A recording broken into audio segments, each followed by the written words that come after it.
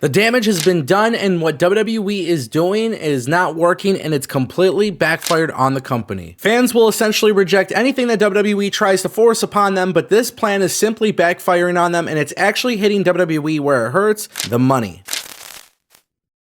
For those who are completely unaware, TKO owns a company called On Location, and essentially the goal of this company is to provide meet and greets and other private events between wrestlers and fans, and ticket opportunities and bundles and things of that nature to help get fans more inclined to enjoy a broader experience when attending a WWE event. And WWE acquired this company and has been charging some very large prices for WWE fans to hang out and meet other WWE stars and legends. But this plan has actually backfired because of one specific name that they've used, and fans are making it really clear that they are not interested. Now, in recent weeks, WWE and On Location have listed a new package for WrestleMania 41 that includes a Hulk Hogan themed premium style suite that also includes access to a Top Golf event with The Miz and a meet and greet with Hulk Hogan himself. And originally, this package was on sale for $9,500. However, WWE shortly realized that people weren't actually paying for this package, and On Location and WWE made the decision to lower the price to $6,950. However, that's not where it completely went downhill, because as of yesterday, WWE and On Location has completely removed the package,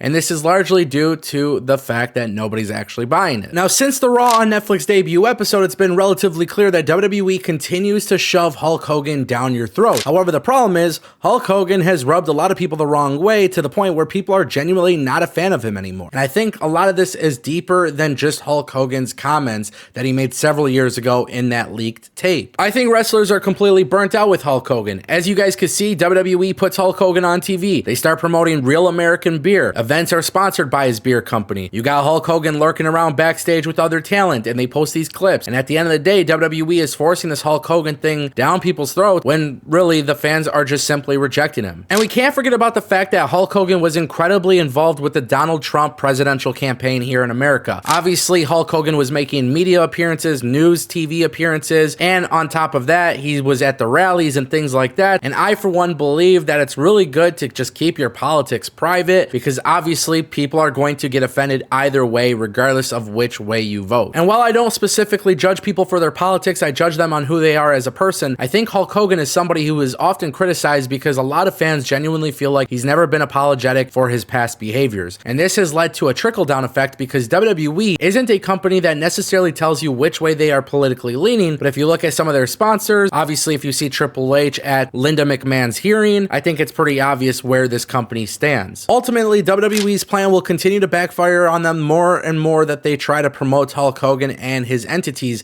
because at the end of the day, fans are simply rejecting Hulk Hogan, and this is ultimately going to cost them money over a period of time, because Hulk Hogan is clearly in a situation where people are not interested in this package. Which, by the way, Hulk Hogan's package is quite expensive, but there are other expensive packages, such as the one I discussed the other day on this channel, where you can have a private dinner with John Cena, and that costs $25,000, and that completely sold out. So keep in mind that the more that WWE continues to forcefully try to promote Hulk Hogan, the more that fans will continue to reject him, and obviously that will continue to backfire on the company. I also highly encourage WWE to do the opposite of what Dana White and the UFC does, where they talk so much politically. Just go ahead and put out the best possible product and keep the politics out of it. We watch pro wrestling to make sure that we can escape the bullshit in this real world. And I think that's what WWE needs to do to be successful. Now would be the best time to remind you that we have a major goal to hit 100,000 subscribers. Over 40% of the viewers who watch this channel are not subscribed. Please click subscribe if you enjoy staying educated on everything with wrestling news. All right, now we're going to switch gears into our second story of today's video. Ladies and gentlemen, Corey Graves and his WWE Raw status.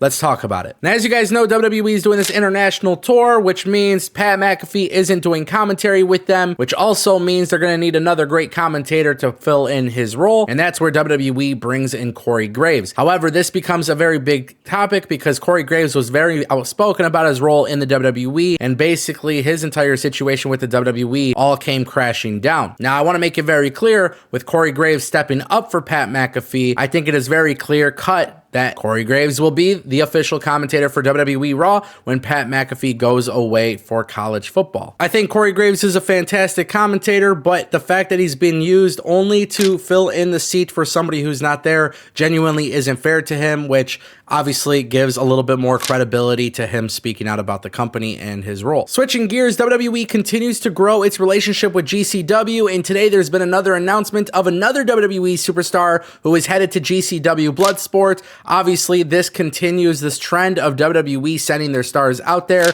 So far, we've seen Pete Dunne, we've seen Natalya, and we've seen Karrion Kross all being announced for GCW Bloodsport. Now, today, GCW has revealed that WWE NXT star Carmen Petrovic is returning to the event. Now, last time Carmen Petrovic was in GCW, she defeated Sumi Sakai in an awesome Bloodsport match, and quite honestly, I'm really excited to see Carmen Petrovic back in the GCW. I think at this point, it's safe to say that Carmen Petrovic probably won't have a role at WWE NXT Stand and Deliver, but this is why WrestleMania weekend is so incredibly awesome, especially when you see WWE sending their talent out to the indies, because this allows them to take advantage of the work of being out there while also fulfilling PR commitments to the company and for the company throughout the entire weekend. With Carmen Petrovic being a very notable standout in GCW Bloodsport, I think it's safe to say that Brett Lauderdale and the WWE will continue to have her attend those events throughout the next few years. Let's switch gears into some major news surrounding WWE's parent company and their parent company,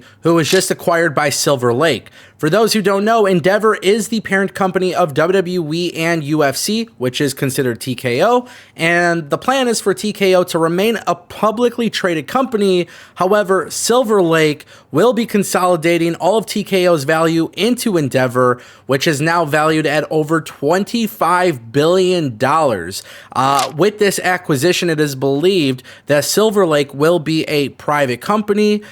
Silver Lake and its co-investors have acquired 100% of the outstanding shares in Endeavor that they didn't actually own. At one point, they were considered a minority stockholder. And obviously, this is a very big deal because with TKO and Endeavor growing so much and having so much significant growth, obviously a $25 billion valuation is absolutely incredible. But now really the time of this announcement really makes me wonder, what can we see differently within the company? Will there be any sort of major change to the leadership at the very, very top? It doesn't seem like we should be expecting much change here. Ari Emanuel will likely become the executive chairman of the WME group. Mark Shapiro will also probably become the president and managing partner.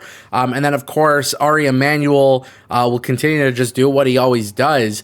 This is obviously a very big investment. This is a very big acquisition. And it just goes to show you that Ari Emanuel has really built something special with the Endeavor company. And then obviously smaller companies like TKO having WWE and UFC will largely benefit from it. And there you have it, friends. Ladies and gentlemen, thank you so much for watching the Ango Show. If you guys want more videos like this, go ahead and click subscribe, and I'll see you next time.